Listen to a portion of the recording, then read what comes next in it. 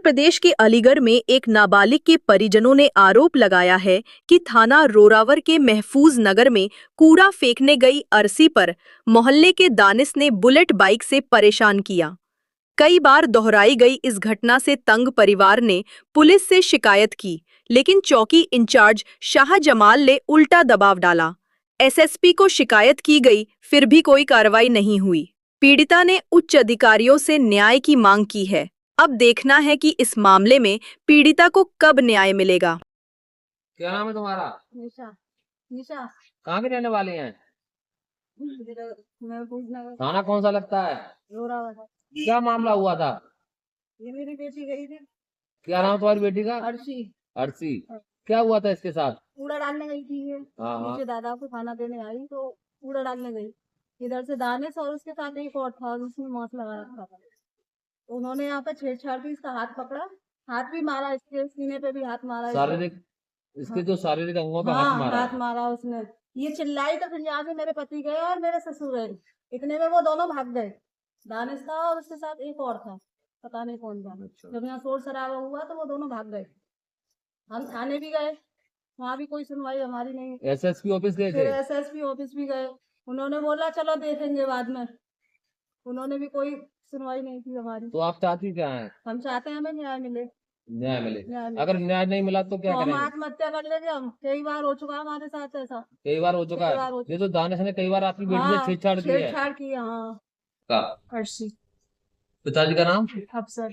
कहाँ की रहने वाली है? गोंडा रोड पुलिस चौक, गोंडा रोड पुलिस चौकी। 1 नंबर में। थाना कौन सा लगता है? रोरावर। क्या मामला हुआ था? मैं नीचे अपने घर से आई थी 10:30 बजे करीब दादा को खाना लेने के लिए। तो यहाँ पे कूड़ा रखा हुआ था तो मैं वो फेंकने गई थी प्लॉट में। तो वहां पे जाके मैं गई तो वहाँ 2 लोग आए थे बुलेट पे। एक दानिश था उसमें और एक के मास्क लगा हुआ था, उसे मैं पहचान नहीं पाई। तो मैं कूड़ा फेंकने गई, उसने मेरा हाथ पकड़ लिया, जबरदस्ती करने लगा मेरे साथ। उसने सीने पे हाथ मारा मेरे। मैं चिल्लाई और तो पापा आए थे, चाचा आए आपके थे। शारीरिक अंगों पर उन्होंने हाथ लगाया जी। तो मैं आपने इसकी सूचना पुलिस को नहीं दी? दी थी, किसी ने कोई कार्रवाई नहीं करी। ये मामला कब का है? 29 तारीख का। 29 तारीख का मामला है। पिछले महीने का अक्टूबर का मामला। अभी तो पुलिस ने कोई कार्रवाई नहीं की आपकी। तो आपने वहाँ तहरीर वगैरह दी थाने पे? दी थी, किसी ने कुछ नहीं किया।